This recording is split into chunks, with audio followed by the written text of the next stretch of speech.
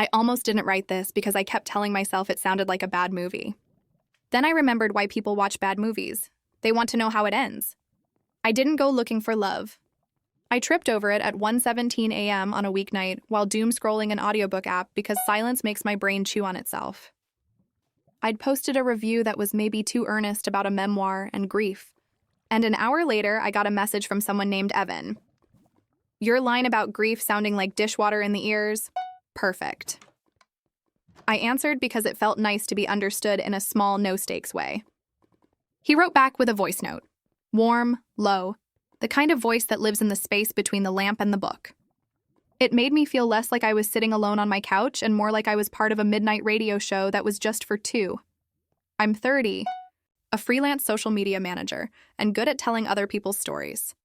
My own feels like a draft I keep editing until the margins fray. My older sister, Michelle, has always seemed to live in a finished version. She's the kind of person who sends calendar invites for brunch. She married Daniel 9 months ago in a wedding full of fairy lights and Polaroids and little boxes of sugared almonds. He works in analytics and has a smile that looks like a straight line cut into something sweeter than sugar. Clean, controlled, fine. He asks good questions the way people who manage spreadsheets do. What's the goal here? On a scale of 1 to 10, how are you? It's disarming until you realize he means it. He and Michelle fit like puzzle pieces, her lists and his graphs. I'm not saying this because I want you to suspect anything. I didn't suspect anything. If anything, I liked that Daniel was gentle and slightly awkward. He seemed to love Michelle in a way I couldn't argue with. In the photos, he's always angled toward her, like plants toward light. Meanwhile, Evan and I were writing a book-length text thread. He told me he worked nights in healthcare and was very private online after a bad experience with an ex. No video calls, he said, hospital policy and personal boundaries, and screens make me feel like I'm dissolving after 12 hours on shift. He was funny about it, not defensive. I'm old school, he said. I like radio. I like voices. We leaned into it. Voice notes, long calls without FaceTime, the occasional blurry photo that could be anyone. He never asked for pictures I didn't want to send. He remembered everything and fed those things back to me like warm bread. The red scarf I bought at a thrift store because it looked like something an aunt with secrets would wear. The way I turned down the TV to parallel park. The smell of cardamom reminding me of Dad, who died when I was 12. He didn't get weird about any of it. He held it without dropping it. I told my best friend, Jay, about him. Jay said the thing best friends are legally required to say. If a man won't show you his face in 2025, he is married or in witness protection. I told him it wasn't like that. He sent me playlists. He told me about a book he loved when he was 8 that he'd never admitted to anyone because it was too sparkly for boyhood. He cared about how things felt, not just how they looked. It was a relief to be inside something soft that didn't ask me to sharpen myself, Michelle. And I are close in that complicated sister way, where you can borrow someone's sweater and also resent how nice it looks on them. She's in grad school and still makes time to bring soup to our mom, who pretends she hates being fussed over and eats all of it. Michelle is loud when she's happy and quiet when she's hurt, and I try not to make her sad on purpose. Not since we were teenagers, and I learned that a small meanness can echo a long time in a house. When she asked me to come over for a midweek dinner, pasta, salad, bring garlic bread, I brought garlic bread and a good bottle of olive oil and a story about a client who wanted me to make it viral. We cooked in that messy, companionable way where someone talks with their hands so the salad gets a little extra olive oil, and someone else laughs too hard and the pasta water froths like a cloud. Daniel wears socks at home and moves like he's thinking in lists. I don't know how else to describe that except to say that you can tell when you watch him that he likes to get things right. I need you to understand how normal everything was. There were no horror movie violins. There was the oven ding. Then the dish towel turned into a pot holder. Then plates. Then the little glow of the dimmer switch at the table. And Mom says the lemon tree is dying, and it's not dying. It's dramatic. And the smell of basil on fingers and the napkin under the salad bowl getting heavy with dressing.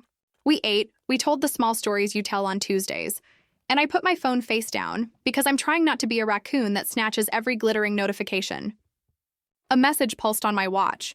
A voice note from Evan. I ignored it. Evan and I fell into the habit of calling late when the house is all corners and lamplight. He'd tell me about his shift in a way that felt tender, without turning vulnerable things into performance. He asked about my clients. He teased me when I used 3 exclamation points and told me to take a bath when I ranted about an influencer who wanted to disrupt dish soap. I told him about Michelle's stacked schedule, how she pads around in Daniel's sweatshirts that look like they have a memory foam imprint of his shoulders. I told him Mom's knee was healing. He started calling me sunshine exactly once and then never again, like he tried it on and it didn't fit right. I liked that restraint. If you're waiting for foreshadowing, I can't give it to you without lying. There were maybe the smallest moments. Him disappearing for chunks of time that could be explained by the job he said he had.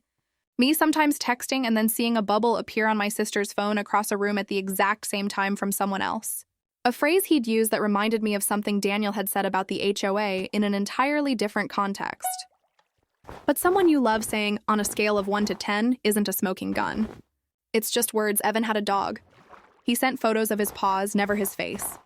He said the dog was dramatic and stared at doors like he could will a person back through them. We joked about the dog being his jealous boyfriend. I bought a toy shaped like a porcupine and mailed it to a P.O. box he said belonged to a friend who collected his packages. React however you want. I know how that sounds. We do embarrassing things when we're trying to be known.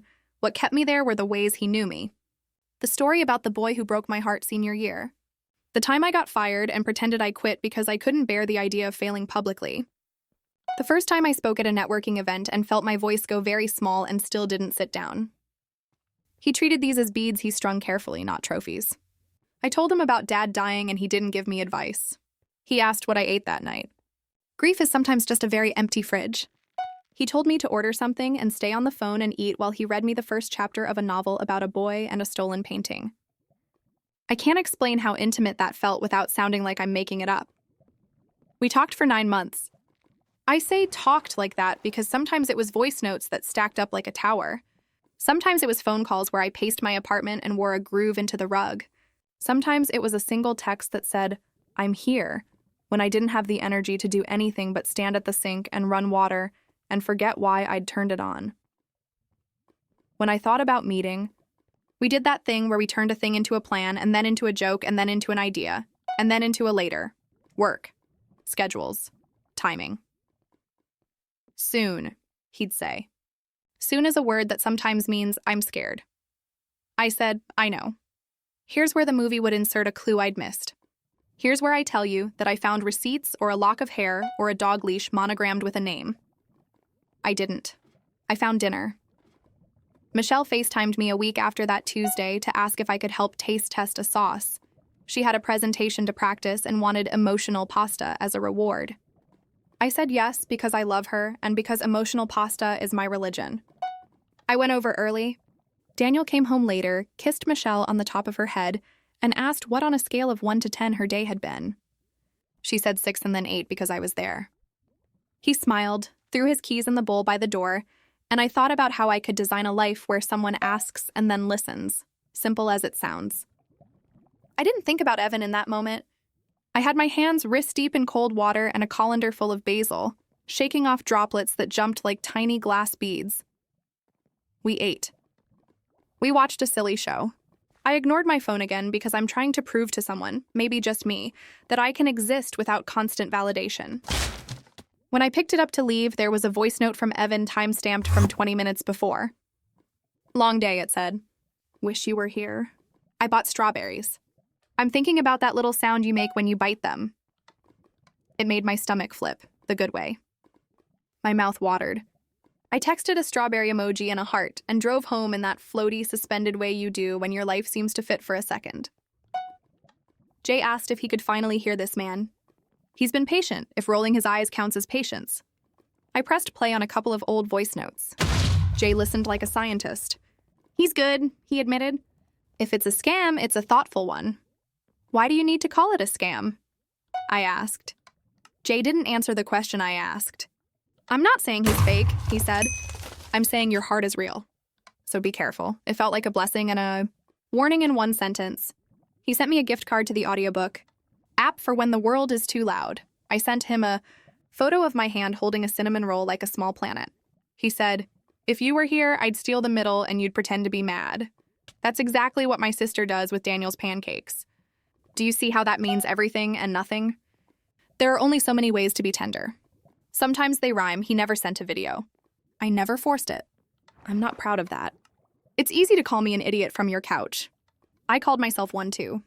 But if you've ever been lonely in a way that feels like biting on tinfoil, you know you'll take the soft thing even if you can't see where it came from.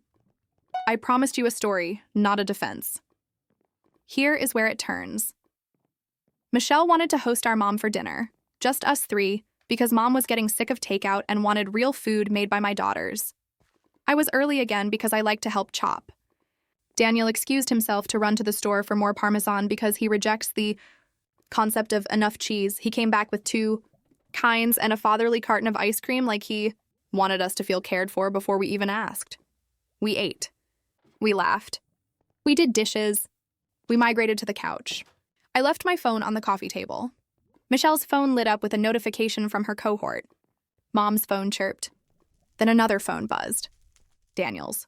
He'd left it face up next to the TV remote. I wouldn't have looked if the room hadn't gone quiet at the exact wrong moment and the screen hadn't lit. A notification banner bloomed across it, casual as a breath. It said, "Long day. Wish you were here."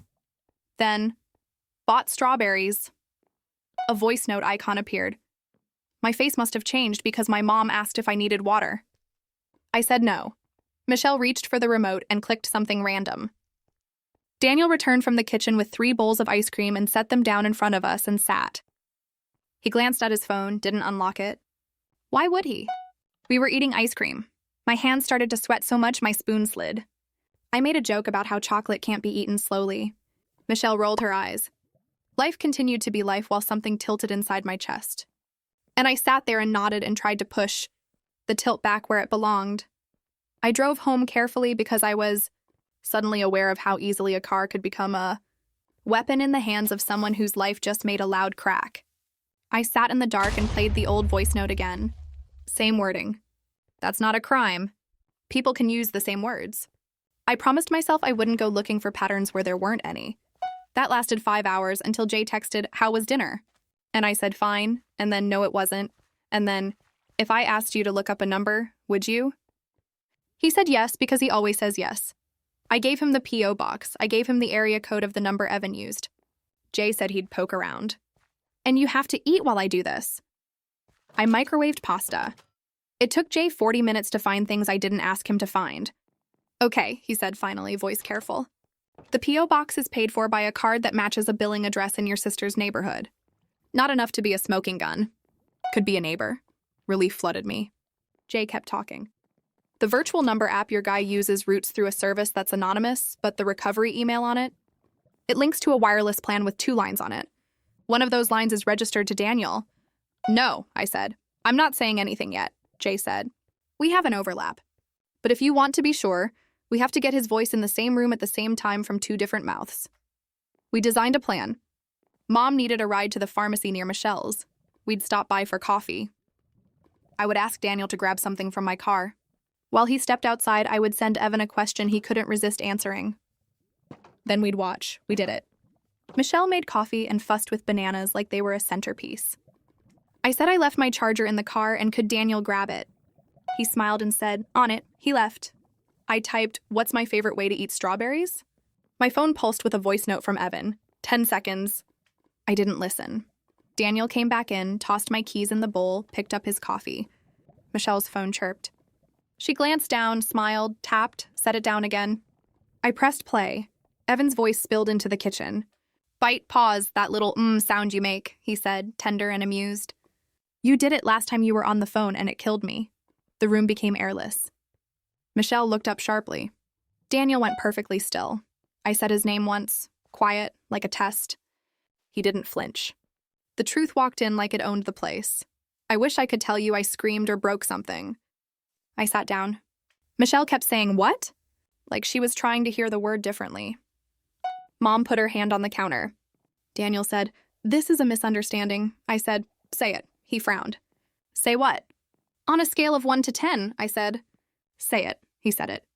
It sounded exactly like it always does. Michelle made a sound that will now live under my skin forever. He started explaining. He said, "I was exploring a dimension of intimacy that didn't involve physical betrayal." He said, "It started before the wedding, and it was an outlet, and I didn't think it was about you. And then he looked at me and said my name like a key in a lock. Michelle broke then. She said, "You promised me there was no one else." And he said, "There wasn't." And she said, "She is not no one." He left. 48 hours later, we were screens, paperwork, phone calls. Jay came over with his laptop and built a timeline like a war room. Daniel texted apologies that were technically correct and emotionally void. Michelle asked him to sign separation papers. He said he needed time. She said, "You used all our time." I blocked Evan. I cried anyway. You can mourn a thing that wasn't what it said it was. We took down the wedding photos and put them in a laundry basket. I found the porcupine toy and held it like it might bite me. 2 weeks later, a padded envelope came to my apartment with no return address and a cheap hardware store key inside. No note, I knew who sent it. Michelle got one too. We sent each other photos and laughed because the alternative was setting something on fire. We took our mother to the cemetery where our dad is buried and sat on the grass. Michelle put her head on my shoulder. I thought about all the rooms a voice can build. I thought about all the furniture you have to carry out, piece by piece, when you realize the room is on someone else's land. You want moral clarity. I don't have it. I don't think Daniel woke up and thought, "I'm going to break 2 women today." I think he woke up and thought, "I am lonely," and chose the lowest friction route and told himself a story about how no one would get hurt because he didn't touch anyone. If that helps you forgive him, fine. It doesn't help me. He took my softness and used it as a stage. He took my sister's trust and used it as a prop. He didn't set out to be a villain. He set out to be adored. Turns out those roots meet in the same place. I started going to therapy again.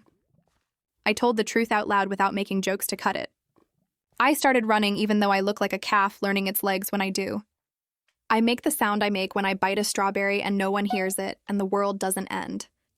I watch the light move across my living room like a cat, and sometimes I cry because being alive is embarrassing and gorgeous in equal measure. The end of the story is just the middle of something else. Michelle moved back into her old room at Mom's for a month, while she found a place that felt like a fortress from the inside. She buys herself flowers on Thursdays. She texts me pictures of receipts like she's keeping evidence for a trial we already won. Daniel moved in with a friend and posts videos of himself making scrambled eggs like that proves he's nurturing. The app where I met a man who didn't exist sent me a form email thanking me for my report and promising to review the case. I deleted the icon from my phone. I still reach for it sometimes like a phantom limb. I won't tell you I'm wiser. I will tell you I'm quieter with myself. I will tell you I check that doors open from the inside before I walk through them. I will tell you I can hear my own voice again and I like it most days. It doesn't sound like a radio show. It sounds like me.